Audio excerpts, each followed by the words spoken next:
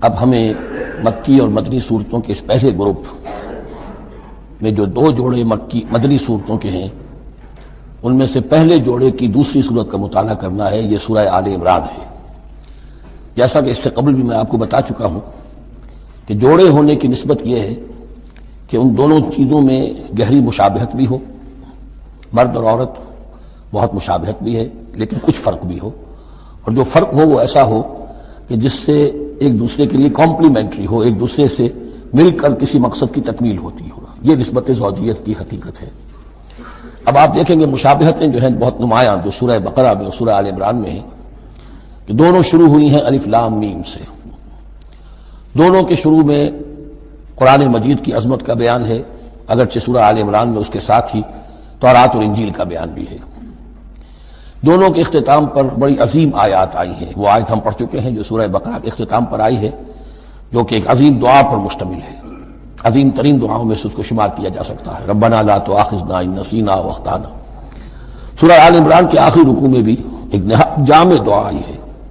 وہ 3-4 آیتوں میں پھیلی ہوئی ہے اور بڑی جامع دعا ہے. پھر جیسے میں نے آپ کو بتایا کہ سورہ بقرہ میں بھی یہ سورۃ الامتین ہے، دو امتوں سے بحث کر رہی ہے، گفتگو کر رہی ہے، خطاب کر رہی ہے. یہی معاملہ سورہ آل عمران کا بھی ہے. لیکن یہ فرق ہے کہ سورہ بقرہ میں زیادہ گفتگو ہے یہود کے بارے میں، اور سورہ آل عمران میں زیادہ گفتگو ہے آل عمران کے نصارہ کے بارے میں. تو گویا کہ اس طرح وہ تکمیل ہو رہی ہے کہ اہل کتاب کا جو ایک طبقہ تھا اور اہم تر طبقہ تھا یہود، دینی اعتبار سے ان کی اہمیت زیادہ تھی، چاہے تعداد میں وہ کم تھے اور کم ہے، لیکن یہ کہ دینی اعتبار سے ان کی اہمیت زیادہ رہی ہے. دوسرا طبقہ ہے یہ عیسائیوں کا، لیکن یہ کہ ان کا تذکرہ وہاں بہت کم آیا. یہاں آپ کو اس سورہ آل عمران میں زیادہ خطاب ان سے ملے گا. پھر جیسے سورہ بقرہ کا پہلا نصف جو ہے وہ 18 رکوعوں پر اور 152 آیات پر مشتمل تھا، اور نصف ثانی جو ہے وہ 22 رکوعوں پر لیکن 134 آیات پر مشتمل تھا. تو تقریباً مساوی دو حصے تھے. وہی کیفیت آپ کو یہاں ملے گی، بلکہ یہاں وہ بتمام و کمال ہے. دونوں حصے بہت مساوی ہیں. کل 20 رکوع ہیں، 10 رکوع ایک نصف اول میں ہے، 10 رکوع نصف ثانی میں ہے. صرف ایک آیت کا فرق ہے کہ پہلے 10 رکوعوں میں 101 آیات ہیں اور دوسرے 10 رکوعوں میں 99 آیات ہیں. پھر جیسے وہاں 3 حصے ہیں نصف اول کے، ویسے یہاں بھی 3 حصے ہیں نصف اول کے، لیکن یہاں رکوعوں کی تقسیم نہیں ہے بلکہ آیات کی ہے.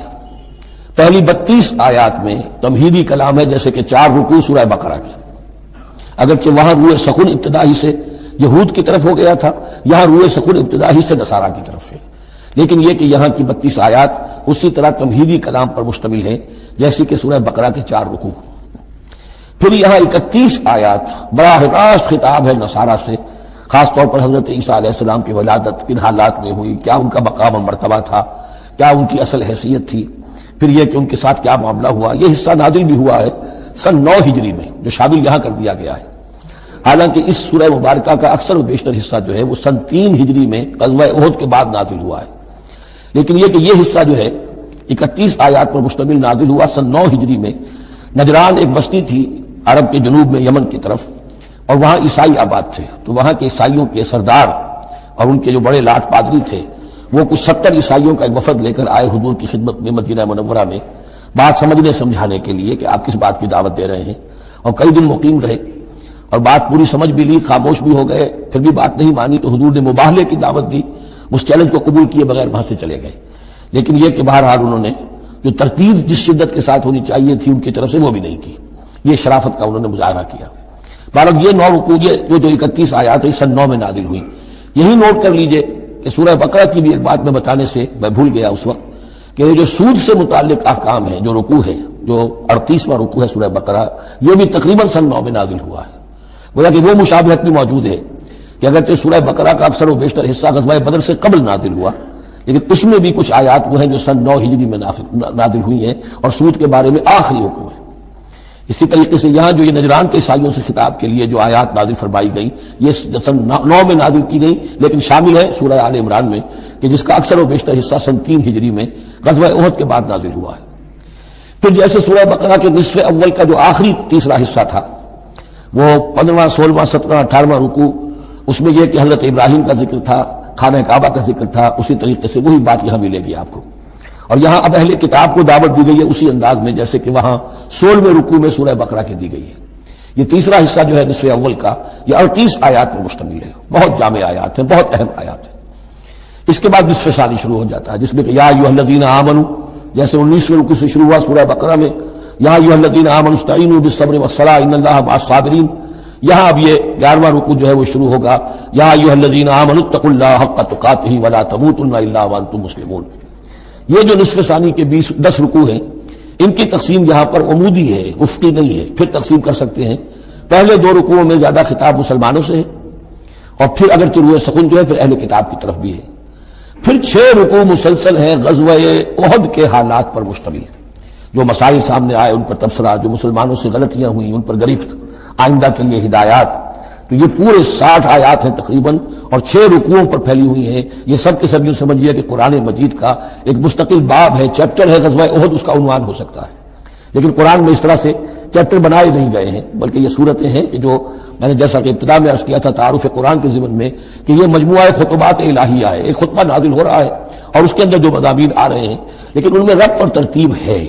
اس ربط اور ترتیب پر توجہ اب تک کم ہوئی ہے، لیکن اب اس دور میں قرآن حکیم کے علم و معرفت کا یہ پہلو بھی اب زیادہ نمایاں ہوا ہے کہ اس میں بڑا نظم ہے، نظام القرآن، اس کے اندر تنظیم ہے، اس میں آیات کا آپس میں ربط ہے، سورتوں کا سورتوں سے ربط ہے، اور ایسے ہی یہ جو ہے الٹپ کلام نہیں ہے۔ پھر آخری 2 رکوع، وہ ان میں سے ایک تو جو ہے آخری رکوع وہ تو بہت ہی جامع ہے، اور اس میں وہ عظیم دعا بھی آئی ہے، اور فلسفہ ایمان کے بارے میں اہم ترین بحث ہے کہ جو اس مقام پر آئی ہے۔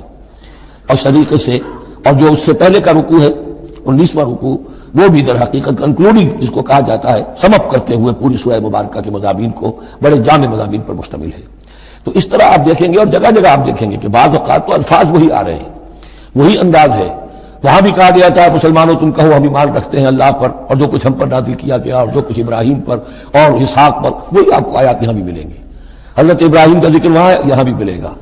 یہود پر ضربت علیہم الذلۃ والمسکنہ والی آیت کو یہاں بھی آئے گی۔ ذرا ترتیب کا فرق ہے، اور اسی ترتیب کے فرق کی وجہ سے ہمارے قاری صاحب جو ہیں حافظ مقبول صاحب وہ چکر کھاتے رہے ہیں کہ سورہ بقرہ میں وہ اس مقام کو پڑھتے ہوئے اور وہ چلے جاتے تھے سورہ آل عمران میں۔ یہ متشابہ کہلاتے ہیں، قرآن مجید میں متشابہ، اور یہ حفاظ کے لیے مشکل ترین مقام ہوتے ہیں کہ تیزی میں روانی میں وہ اس سے مشابہ جو مقام ہے وہ ادھر منتقل ہو جاتے ہیں۔ لیکن مضامین کے اندر آپ کو اتنی گہری مناسبت نظر آئے گی کہ جس کو میں نے تشبیہ دی ہے زوجیت، کہ ظاہر بات ہے کہ ہر حیوان کا جوڑا جو ہوتا ہے وہ یوں سمجھیے کہ 90% تو ایک دوسرے سے مشابہ ہوں گے، لیکن یہ کہ ان میں 5-10% کا فرق بھی ہوگا، اور وہ فرق بھی ایسا ہوگا کہ جو دونوں کے جمع ہونے سے کوئی نیا مقصد پیدا ہو رہا ہے۔ اب جیسا کہ آپ کو معلوم ہے تناسل کا معاملہ ہے، اس کے اعتبار سے مرد اور عورت کے جسم میں فرق ہے، لیکن دونوں سے مقصد تناسل جو ہے کہ آگے نسل پھیلے، اولاد ہو، وہ مقصد حاصل ہو رہا ہے، وہ یک طرفہ طور پر حاصل نہیں ہو سکتا۔ یہ نسبت زوجیت جو ہے قرآن حکیم کی صورتوں میں بتمام و کمال ہے اکثر و بیشتر میں۔ البتہ ان میں گہرے تدبر کی ضرورت ہے، غور و فکر کیا جائے، سوچ بچار کیا جائے، تو پھر اس نظم قرآن کے حوالے سے اضافی معانی، اضافی علم، اضافی معرفت، اضافی حکمت کے خزانے کھلتے ہیں۔ بس اسی پر اکتفا کرتے ہیں، اور اب اس کے بعد ہم اس سورہ مبارکہ کا سورہ آل عمران کا یہ اور یاد کر لیجئے کہ میں نے آپ کو بتایا تھا کہ نبی اکرم صلی اللہ علیہ وسلم نے ان دونوں صورتوں کو ایک نام دیا ہے۔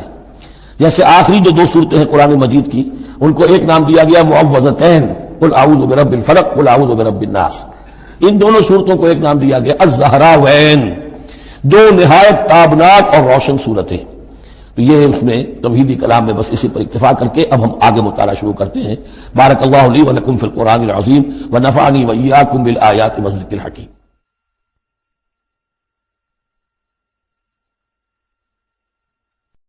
اشہد ان محمد رسول اللہ۔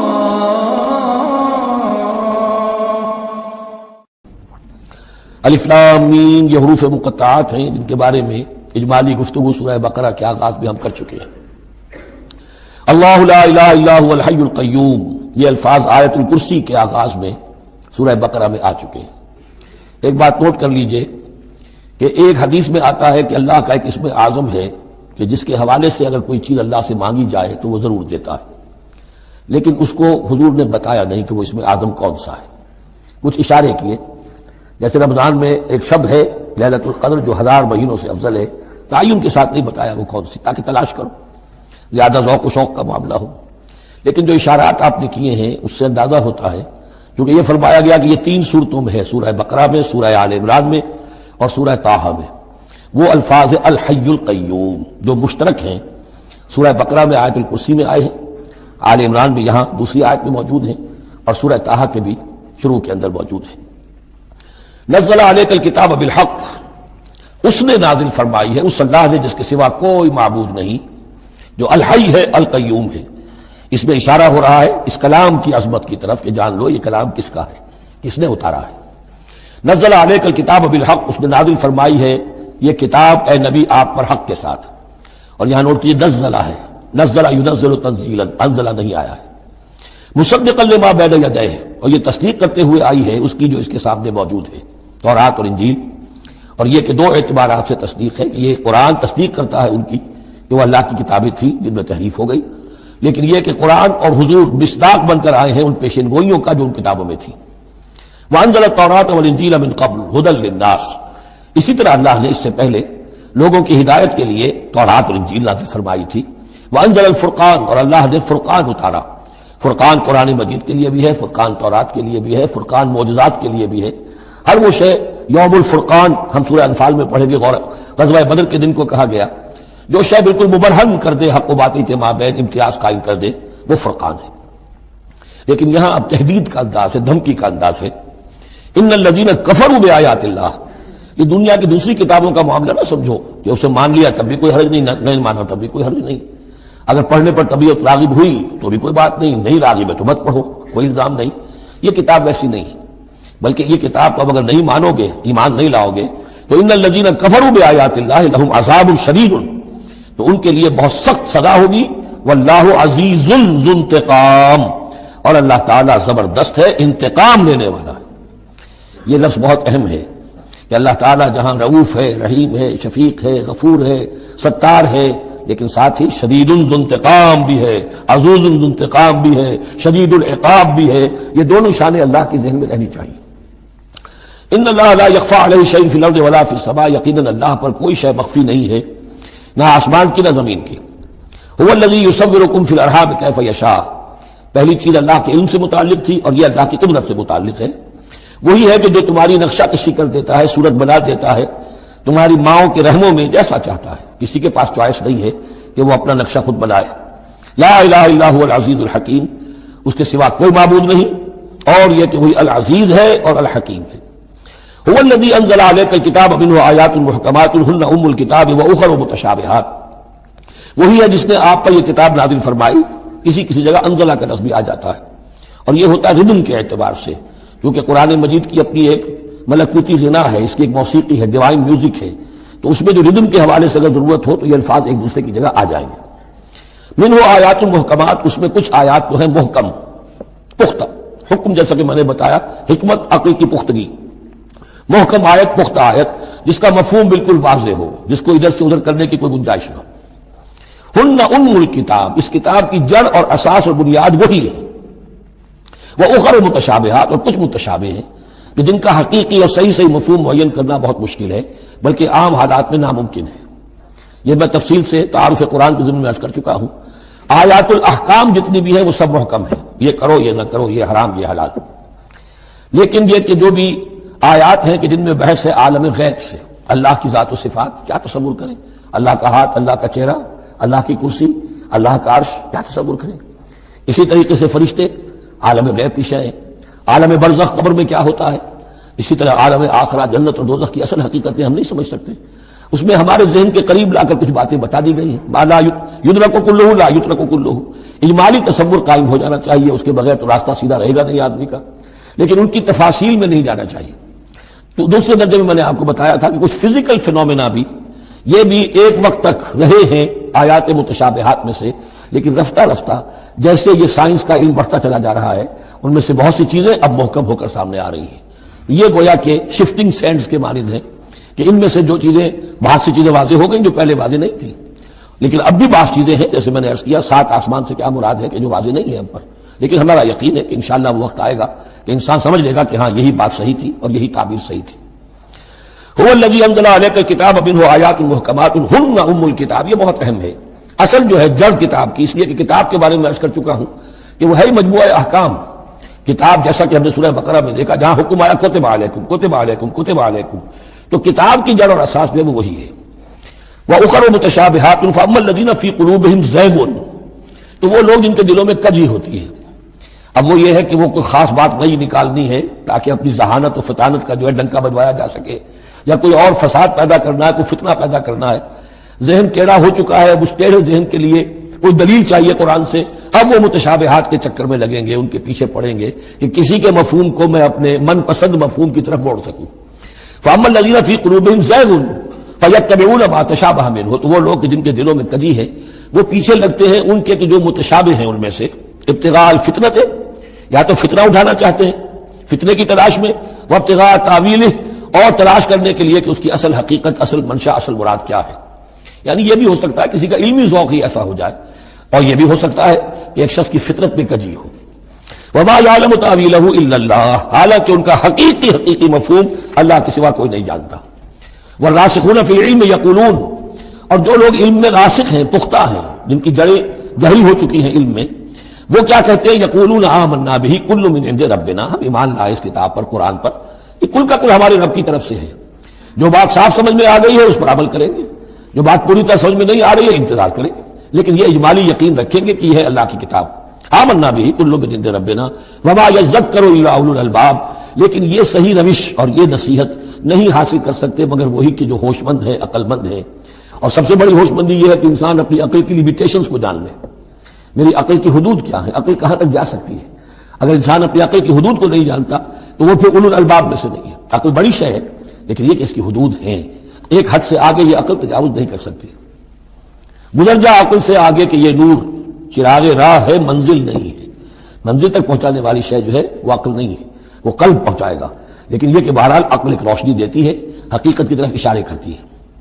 ربنا لا تزغ قلوبنا بعد إذ هديتنا اور ان کا یہ قول ہوتا ہے اولو الالباب کا، اے رب ہمارے دلوں کو کج نہ ہونے دیجو اس کے بعد کہ تو نے ہمیں ہدایت دے دی ہے. وَهَبْ لَنَا مِن لَّدُنكَ رَحْمَةً اور ہمیں تو خاص اپنے خزانہ فضل سے رحمت عطا فرما. إِنَّكَ أَنتَ الْوَهَّابُ یقیناً تو ہی سب کچھ دینے والا ہے، تیری بارگاہ سے ملے گا.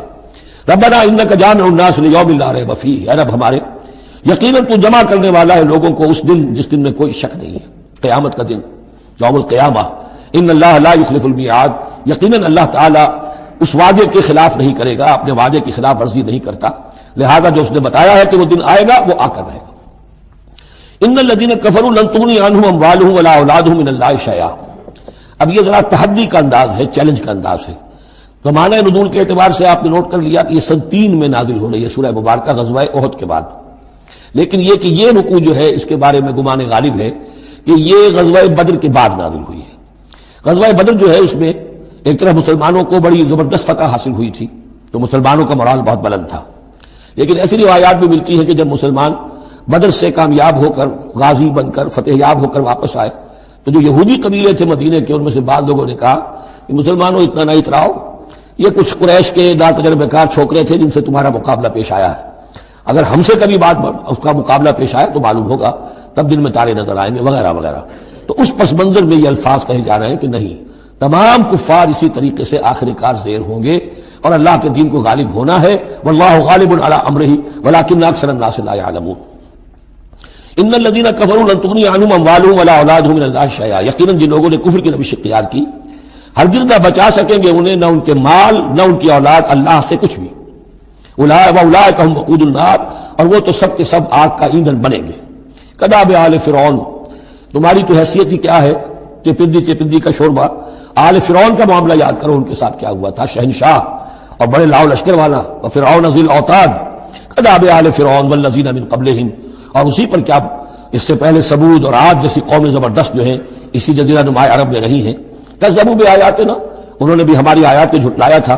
فاخذهم اللہ بذنوبہم تو اللہ نے پکڑا ان کو گناہوں کی پاداش میں. واللہ شدید العقاب اور اللہ سزا دینے میں بہت سخت ہے. قل للذین کفروا اے نبی کہہ دیجئے ان لوگوں سے جو کفر کی روش اختیار کر رہے ہیں، ستغلبون وتحشرون الی جہنم تم سب کے سب مغلوب ہو کر رہو گے، دنیا میں مغلوب ہوگے اور پھر جہنم کی طرف گھیر کر لے جائے جاؤ گے. وبئس المہاد اور وہ بہت برا ٹھکانہ ہے. قد کان لکم آیۃ فی الفیفیتین التقطا تمہارے لیے ایک نشانی آ چکی ہے ان دو گروہوں میں جو آپس میں جنہوں نے جنگ کی، یعنی بدر کی جنگ ہوئی. اس میں ایک طرف مسلمان تھے، ایک طرف مشرکین مکہ تھے. تمہارے لیے نشانی موجود ہے. قد کان لکم آیۃ فی فئتین التقطا فئۃ تقاتل فی سبیل اللہ، اس میں سے ایک جماعت وہ تھی، ایک گروہ وہ تھا جو اللہ کی راہ میں جنگ کر رہا تھا، وہ اخری کافرۃ، اور دوسرا گروہ جو ہے وہ کافر تھا، یرونہم مثلیہم رأی العین، وہ دیکھ رہے تھے اپنی آنکھوں سے کہ ان سے دگنے ہیں۔ اب اس کے کئی معنی کیے گئے ہیں، ایک یہ بھی ہے کہ مسلمانوں کو تو کھلا نظر آ رہا تھا کہ ہم سے دگنی فوج ہے، بلکہ 3 گنی تھی۔ بعض روایات میں ایسا بھی آتا ہے کہ اللہ تعالیٰ نے کفار پہ ایسا روب کاری کر دیا تھا غزوہ بدر میں کہ انہیں نظر یہ آ رہا تھا کہ مسلمان ہم سے دگنے ہیں۔ تو ایسا ہو جاتا ہے، انسان کی سماعت اور بصارت پر ایسا اثر ہو جائے، تو اللہ تعالیٰ نے یہ کیا، وہ بھی بعض روایات ہیں۔ واللہ یؤید بنصرہ من یشاء، اور اللہ تائید فرماتا ہے اپنی نصرت سے جس کی چاہتا ہے۔ ان فی ذلک لعبرۃ، اس میں یقیناً ایک عبرت ہے، سبق آموزی ہے، لأولی الابصار، لیکن یہ عبرت اور سبق آموزی صرف ان کے لیے ہوتی ہے کہ جو آنکھیں رکھتے ہوں، جن کے اندر جو ہے دیکھنے کی صلاحیت موجود ہو۔ اب یہ آج بڑی اہم آ رہی ہے فطرت انسانی کے اعتبار سے۔ ظاہر بات ہے کہ چونکہ یہاں خاص طور پر میں نے عرض کیا تھا کہ یہود کی طرف ایک جو ہے وہ ایک روح سخن موجود ہے اہل کتاب کی طرف، اور اس واقعے کے اندر تو خاص طور پر جن لوگوں کے اندر کہ یہ دنیا کی محبت زیادہ شدید ہوتی ہے، تو اس کا ایک اثر بتا رہے ہیں کہ یہ واقعہ اللہ نے فطرت انسانی میں رکھی ہے، اس لیے کہ یہ دنیا جو ہے اسے اللہ نے چلانا ہے، اس کی رونقیں رکھنی ہے جب تک اس کی مرضی ہے، قیامت تک تو اسے آباد رکھنا ہے۔ اولاد پیدا ہوگی تو دنیا قائم رہے گی، نسل چلے گی، مرد اور عورت کی ایک دوسرے کے ساتھ کشش ہوگی تو اولاد پیدا ہوگی، اور یہ تمام چیزیں جو ہیں، دولت کی کوئی طلب ہوگی تو آدمی محنت کرے گا، مشقت کرے گا، کمائے گا۔ تو اس لیے یہ چیزیں فطرت انسانی میں ہیں، یہ بیسک اینیمل انسٹنکٹس ہیں۔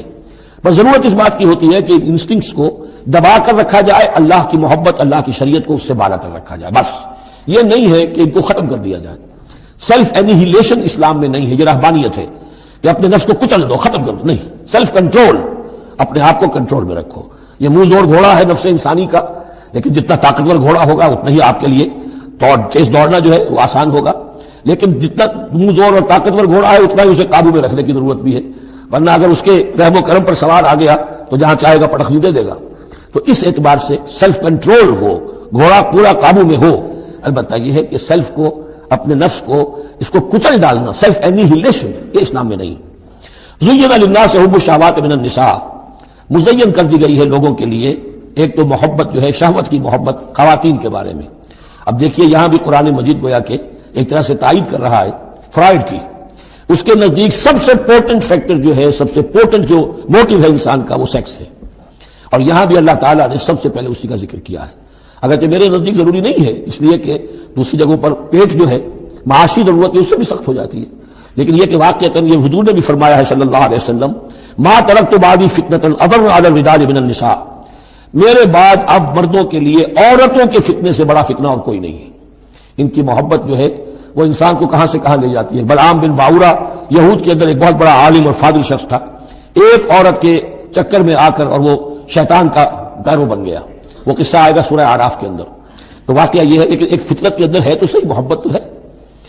زُیِّنَ لِلنَّاسِ حُبُّ الشَّهَوَاتِ مِنَ النِّسَاءِ وَالْبَنِينَ، اور بیٹے، انسان کو بہت پسند ہے بیٹے ہوں، اس کا نام چلتا رہے، بڑھاپے کا سہارا بنے، وَالْقَنَاطِيرِ الْمُقَنطَرَةِ مِنَ الذَّهَبِ وَالْفِضَّةِ، اور یہ کہ خزانے ہوں جمع کیے ہوئے سونے کے اور چاندی کے، وَالْخَيْلِ الْمُسَوَّمَةِ، اور گھوڑے ہوں بڑے نسل والے گھوڑے جو ہیں جن پر کے نشان لگے ہوئے ہوتے ہیں، پیڈگری ہوتی ہے ان کی، وَالْأَنْعَامِ، اور مویشی ہوں، مال جو ہے پنجاب میں اور سرائکی کے علاقے میں مال کہتے ہی جانوروں کو ہے، ان حیوانات کو ہے مال مویشی، وَالْأَنْعَامِ وَالْحَرْثِ، اور کھیتی۔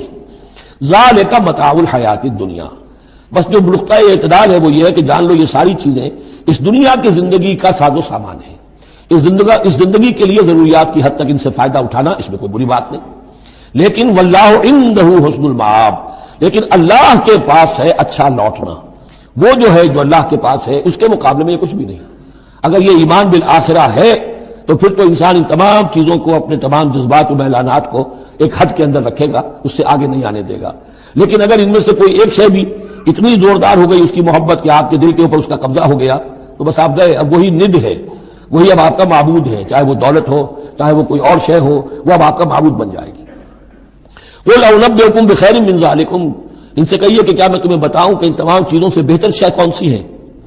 لِلَّذِينَ اتَّقَوْا عِندَ رَبِّهِمْ جَنَّاتٌ تَجْرِی مِن تَحْتِهَا الْأَنْہَارُ خَالِدِینَ فِیہا، وہ لوگ کہ جو اپنے رب کا تقوی اختیار کرتے ہیں۔ تقوی یہی ہے کہ اپنے نفس کا بھی حق ہے دو، اِنَّ لِنَفْسِکَ عَلَیکَ حَقًّا، لیکن ناجائز راستے سے نہیں۔ تمہارے پیٹ کا بھی حق ہے، اس کا ادا کرو، لیکن عقل حلال سے۔ تمہاری اولاد کا تم پر حق ہے، ان لنفسک علیک حقا وان لزوجک علیک حقا وان لزورک علیک حقا، تمہارے ملاقاتی آتے ہیں ان کا بھی تم پر حق ہے، وہ حقوق ادا کرو، لیکن اللہ سے اوپر کسی حق کو فائق نہ کر دینا، بس یہ ہے اصل بات۔ اگر تو یہ اگر حفظ مراتب نہ کنی زندگی، اگر یہ حفظ مراتب نہیں ہوگا تو گویا کہ اب آپ گئے، دین اور دنیا سب گئی۔ تو للذین اتقوا عند ربہم جنات، ان کے لیے ایسے باغات ہیں تجری من تحتہا الانہار، جن کے دامن میں ندیاں بہتی ہوں گی، خالدین فیہا، اس میں وہ ہمیشہ رہیں گے، وازواج مطہرۃ، اور بڑی ہی پاک عورتیں ہوں گی، ورضوان من اللہ، اور اللہ کی رضوان ہوگی، اللہ کی رضا ہوگی جو سب سے بڑی شے ہے، واللہ بصیر بالعباد، اور یقیناً اللہ تعالیٰ اپنے بندوں کو دیکھ رہا ہے۔ حي على الفلاح